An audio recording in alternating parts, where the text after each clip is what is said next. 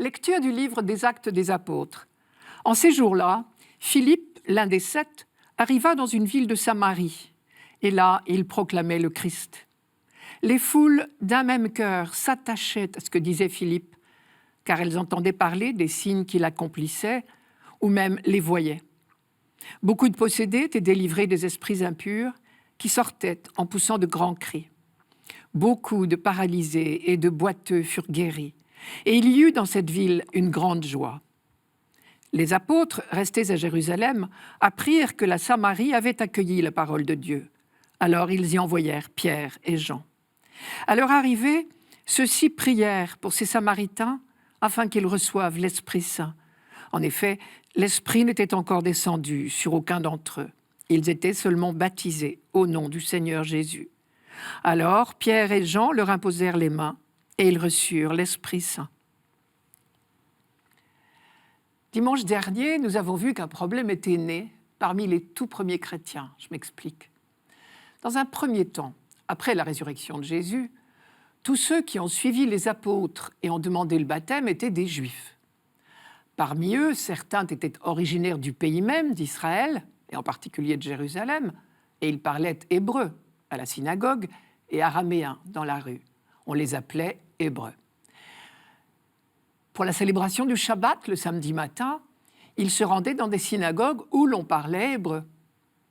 Les autres Juifs, présents le matin de la Pentecôte à Jérusalem, étaient originaires de ce qu'on appelle la diaspora, c'est-à-dire tout le reste de l'Empire romain. Ils parlaient grec et on les appelait hellénistes. Et pour la célébration du Shabbat, le samedi matin, ils se rendaient dans des synagogues où l'on parlait grec. En demandant le baptême chrétien, ces Juifs n'abandonnaient pas leur religion juive. Ils continuaient à la pratiquer comme ils l'avaient toujours fait. Pour la célébration du Shabbat, le samedi matin, ils se rendaient, comme d'habitude, dans des synagogues où l'on parlait leur langue, les Hébreux d'un côté, les hellénistes de l'autre. En revanche, pour la célébration chrétienne, tous ces Juifs qui étaient devenus chrétiens se regroupaient dans des maisons particulières, hellénistes et Hébreux confondus. Et c'est dans le cas de ces célébrations chrétiennes qu'une première querelle avait éclaté entre ces deux groupes de chrétiens, les Hébreux et les hellénistes, à propos des secours apportés aux veuves. Et pour résoudre ce problème, on avait nommé 7 hommes chargés du service des tables. On dirait peut-être aujourd'hui les questions matérielles.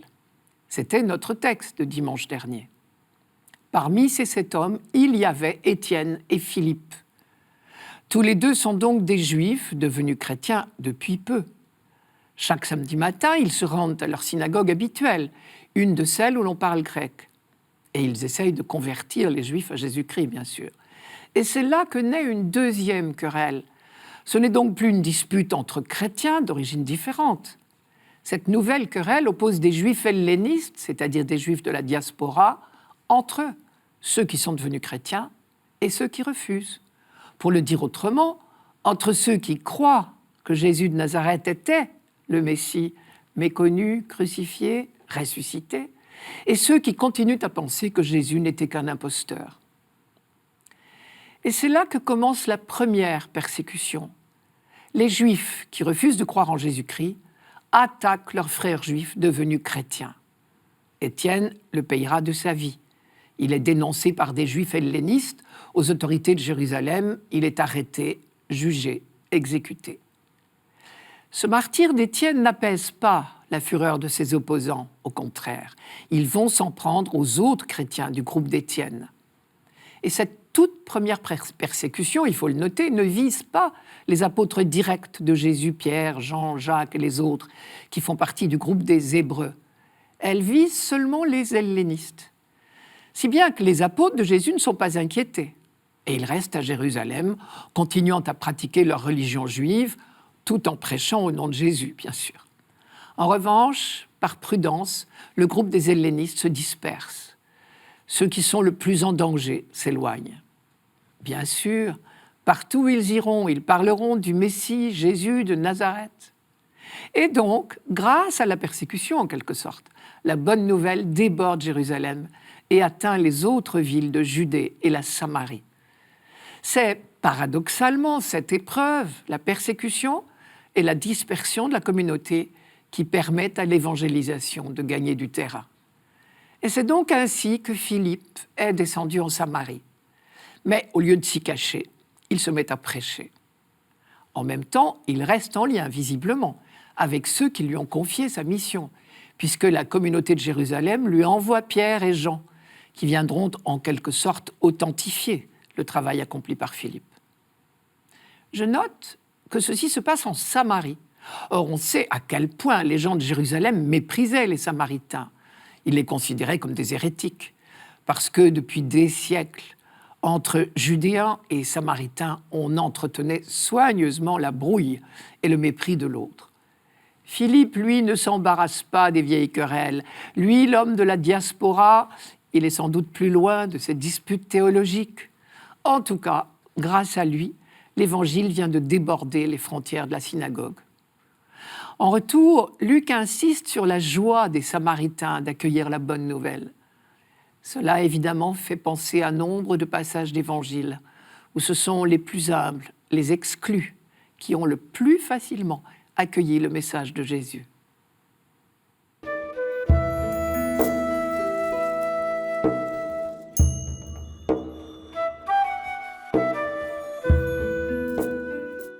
Psaume 65. Acclamez Dieu, toute la terre, fêtez la gloire de son nom, glorifiez-le en célébrant sa louange. Dites à Dieu que tes actions sont redoutables.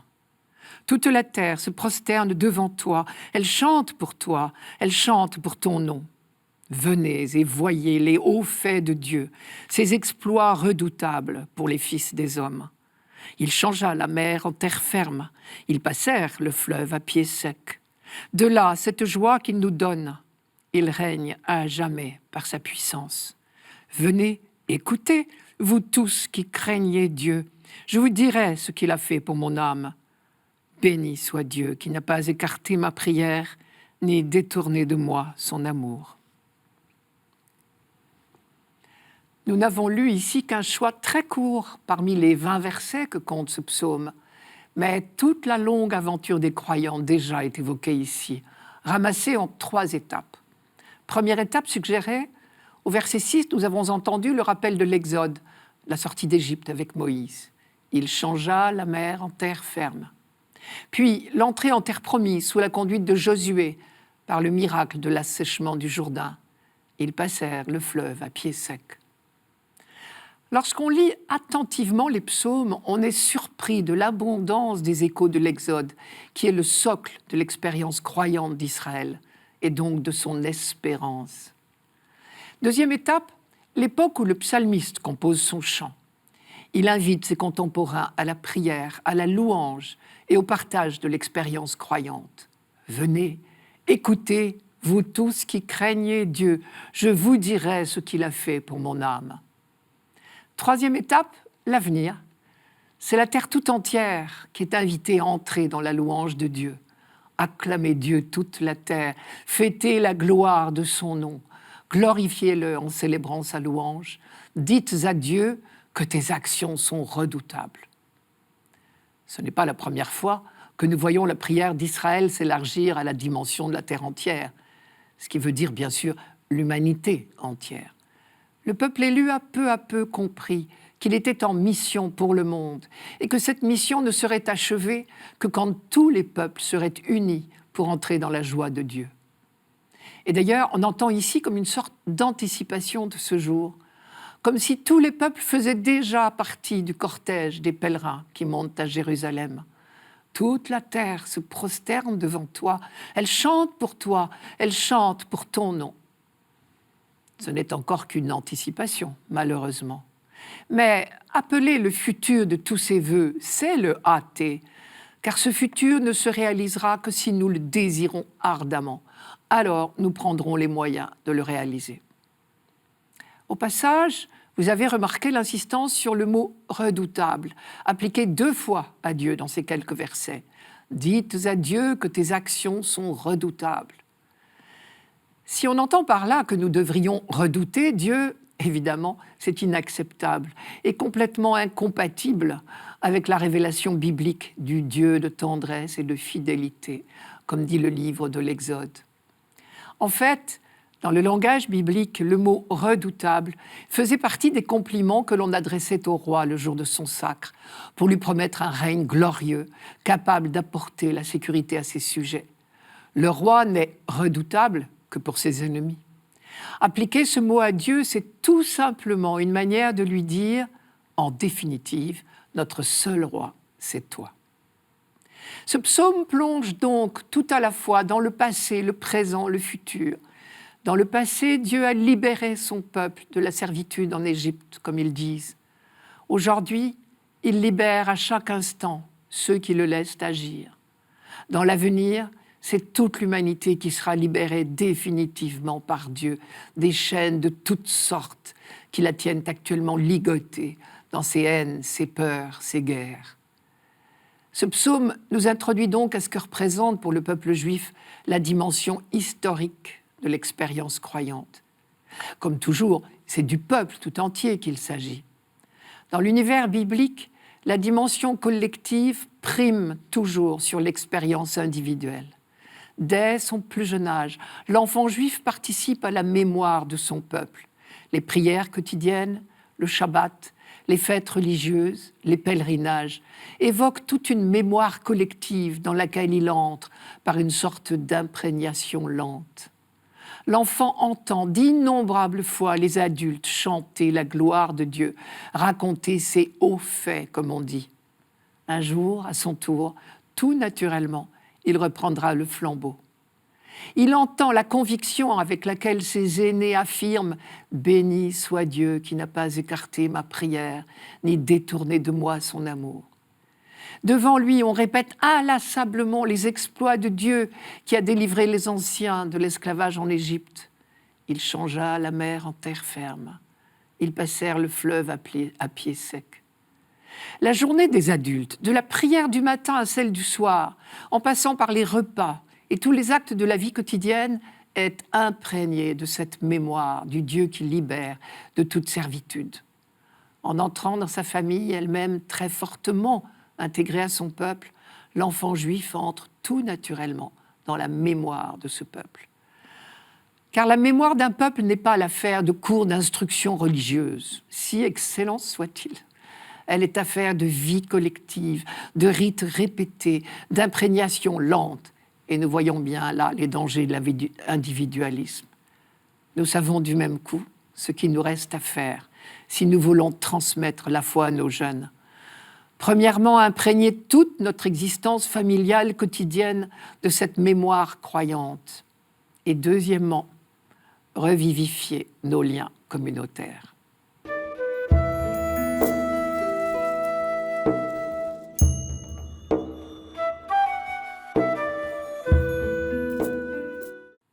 Lecture de la première lettre de Saint Pierre apôtre. Bien-aimés, honorez dans vos cœurs la sainteté du Seigneur, le Christ. Soyez prêts à tout moment à présenter une défense devant quiconque vous demande de rendre raison de l'espérance qui est en vous. Mais faites-le avec douceur et respect. Ayez une conscience droite, afin que vos adversaires soient pris de honte sur le point même où ils disent du mal de vous pour la bonne conduite que vous avez dans le Christ. Car mieux vaudrait souffrir en faisant le bien, si c'était la volonté de Dieu, plutôt qu'en faisant le mal. Car le Christ, lui aussi, a souffert pour les péchés, une seule fois, lui, le juste, pour les injustes, afin de vous introduire devant Dieu. Il a été mis à mort dans la chair, mais vivifié dans l'esprit. À lire entre les lignes de ce texte, on peut imaginer que les interlocuteurs de Pierre connaissaient beaucoup de vexations et de moqueries de la part des païens. Ils ne rencontraient pas encore une persécution déclarée, mais une hostilité latente. Il leur fallait s'expliquer chaque fois qu'ils refusaient certaines pratiques païennes, comme les sacrifices aux divinités, par exemple. Pierre leur dit ici, « Frères, c'est votre tour maintenant de vous conduire comme le Christ s'est conduit. Lui aussi a connu les accusations, les calomnies, les menaces, mais il n'a pas dévié. À votre tour, vous devez être capable de résister à vos adversaires. D'où leur viendra cette audace ? Oh, c'est bien simple. Les chrétiens n'ont qu'une source, qu'un argument, qu'un discours. Le Christ est mort et ressuscité. Pierre ne dit pas autre chose. Il a été mis à mort dans la chair, mais vivifié dans l'esprit.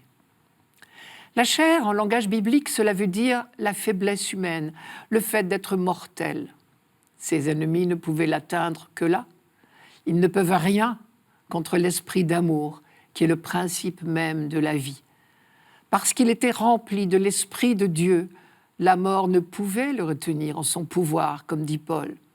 Au contraire, l'Esprit lui a fait traverser la mort biologique et a fait surgir en lui la vie. Parce que l'Esprit qui s'est manifesté sur lui au jour du baptême est l'Esprit de vie. Et c'est ce même Esprit qui est entré en nous lors de notre baptême. Désormais, nous le savons, nous le croyons, parce que nous l'avons vu réaliser en Jésus-Christ. Le mal, la haine sont vaincus. La vie est plus forte que la mort. C'est cela, l'espérance des chrétiens, celle dont Pierre dit que nous devons pouvoir en rendre compte à tout moment. Le Christ avait bien dit à ses apôtres, « Confiance, j'ai vaincu le monde.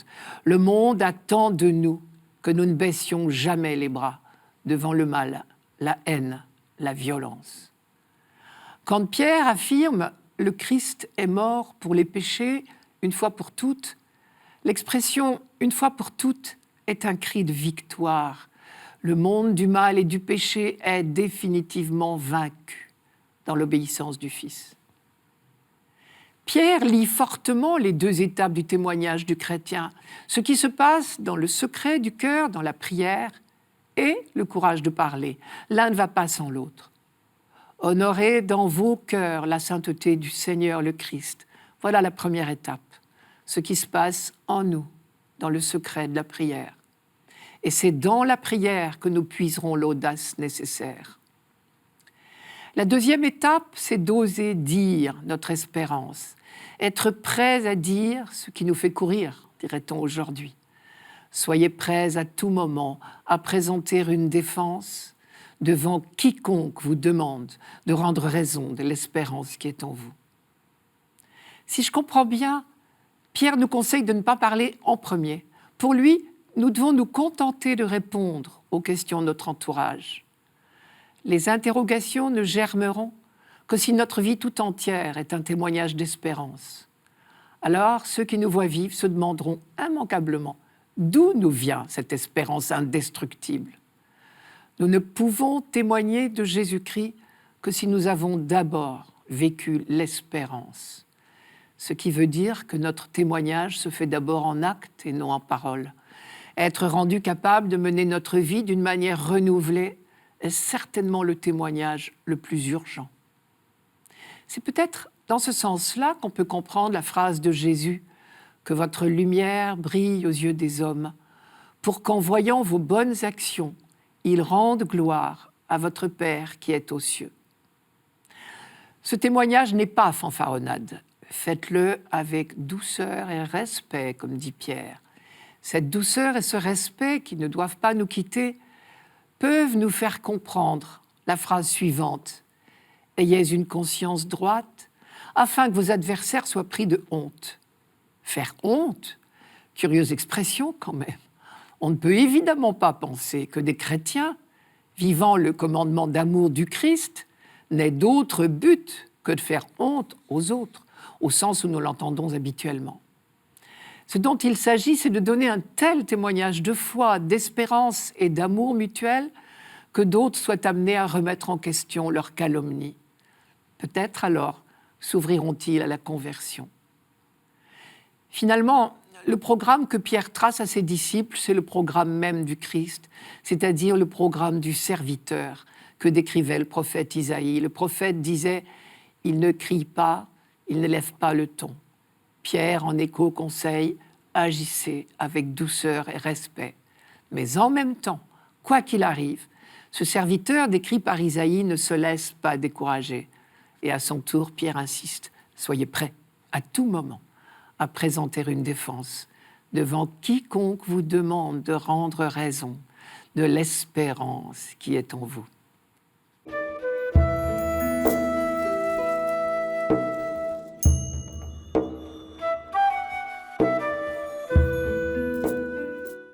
Évangile de Jésus-Christ selon saint Jean. En ce temps-là, Jésus disait à ses disciples, « Si vous m'aimez, vous garderez mes commandements. Moi, je prierai le Père, et il vous donnera un autre défenseur, qui sera pour toujours avec vous. L'Esprit de vérité, lui que le monde ne peut recevoir, car il ne le voit pas et ne le connaît pas. Vous le connaissez, car il demeure auprès de vous, et il sera en vous. Je ne vous laisserai pas orphelin, je reviens vers vous. D'ici peu de temps, le monde ne me verra plus, mais vous me verrez vivant, et vous vivrez aussi. En ce jour-là, vous reconnaîtrez que je suis en mon Père, que vous êtes en moi, et moi en vous. Celui qui reçoit mes commandements et les garde, c'est celui-là qui m'aime. Et celui qui m'aime sera aimé de mon Père. Moi aussi, je l'aimerai, et je me manifesterai à lui. Nous sommes au soir du jeudi saint, après le lavement des pieds. Jésus s'entretient longuement avec ses disciples pour la dernière fois. Il parle de son Père et de la relation qui l'unit, lui, le Fils, à son Père. Il parle de ce lien qui les unit désormais, eux les apôtres, à son Père et à lui. Un lien que rien ni personne ne pourra détruire. Je suis en mon Père, vous êtes en moi et moi en vous. Celui qui m'aime sera aimé de mon Père. Toutes ces phrases, ils auront bien besoin de s'en souvenir, de s'y accrocher, si j'ose dire, dans les heures qui viennent. Et puis, au moment où ils s'apprêtent à les quitter, il leur annonce la venue de l'Esprit. En bons juifs qu'ils étaient, les apôtres connaissaient la prophétie d'Ézéchiel. « Je vous donnerai un cœur neuf, et je mettrai en vous un esprit neuf. Je mettrai en vous mon propre esprit. » Et cette autre prophétie du même Ézéchiel, « Je ne leur cacherai plus mon visage, puisque j'aurai répandu mon esprit sur la maison d'Israël. » Avec Joël, la promesse du don de l'esprit s'était faite universelle et non plus réservée aux prophètes, aux rois, ni même au peuple élu. « Je répandrai mon esprit sur toute chair », avait dit Joël. Alors, dire à ses apôtres « L'esprit de vérité demeure auprès de vous et il sera en vous », c'est leur annoncer que le grand jour de l'alliance définitive est arrivé. Même ce simple mot « demeure », dans la phrase « L'esprit de vérité demeure auprès de vous et il sera en vous », même ce mot « demeure » évoquait pour les apôtres toute la longue attente de leur peuple. L'aspiration de tous les croyants de l'Ancien Testament, c'était la présence de Dieu au milieu de son peuple. Il y avait eu l'attente de la rencontre pendant l'Exode. Et puis il y avait eu le temple de Jérusalem. Mais on attendait l'alliance nouvelle, où Dieu demeurerait non pas dans des bâtiments, mais dans le cœur de son peuple, où il serait intimement présent à chaque cœur croyant. Et Dieu l'avait promis. Par la bouche d'Ézéchiel, par exemple, « Ma demeure sera auprès d'eux, je serai leur Dieu et eux seront mon peuple. » Ou encore Zacharie, « Crie de joie, réjouis-toi, fille de Sion, car me voici, je viens demeurer au milieu de toi. » Les apôtres étaient pétris de cette espérance. Ils savaient que l'alliance définitive promise par l'Ancien Testament était destinée à l'humanité tout entière. Et tout au long de sa vie publique, Jésus avait bien dit sa soif que le monde entier soit sauvé. Mais alors, pourquoi dit-il que le monde est incapable de recevoir l'esprit de vérité? Et il dit cela précisément en ce moment décisif du salut. Est-ce une restriction? Certainement pas. Jésus ne peut pas se contredire. Et il n'y a pas là un jugement de valeur, mais un constat. Jésus précise. Le monde est incapable de le recevoir car il ne le voit pas et ne le connaît pas. Et il continue. Mais vous le connaissez parce qu'il demeure auprès de vous et il sera en vous. Ce qui est un envoi en mission. Manière de leur dire, le monde ne connaît pas l'esprit de vérité. À vous de le lui faire connaître. À vous de faire découvrir au monde la présence active de l'esprit en toute chair. Le mot monde n'est certainement pas péjoratif. Jésus n'est jamais péjoratif. Le salut du monde est le grand désir de Dieu. Dieu n'a pas envoyé son Fils dans le monde pour juger le monde, mais pour que le monde soit sauvé par lui, disait-il. En fait, il faudrait remplacer le mot « monde » par « esprit du monde », opposé à « esprit d'amour ». Jésus veut fortifier ses disciples, les aider à croire que la contagion de l'amour gagnera peu à peu et qu'il leur est possible de transformer l'esprit du monde en esprit d'amour.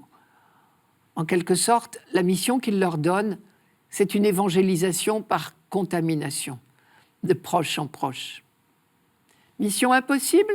Non, puisque Jésus leur dit « Je prierai le Père et il vous donnera un autre défenseur qui sera toujours avec vous ». Phrase ambiguë. De qui l'Esprit de Dieu doit-il nous défendre ? L'horrible méprise serait de croire qu'il puisse avoir à nous défendre devant Dieu, comme si Dieu pouvait vouloir nous condamner.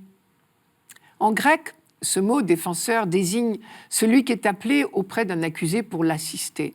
C'est le conseiller, l'avocat, le défenseur, le paraclet, comme on dit, choix qui traduit le réconfort. Mais de quel procès parle-t-on ? De celui que le monde fait aux disciples du Christ et à travers eux au Père lui-même et au Christ, c'est-à-dire, en fin de compte, à la vérité. D'où l'insistance de Jésus sur ce mot de vérité, chaque fois qu'il prévient ses disciples des persécutions qui les attendent.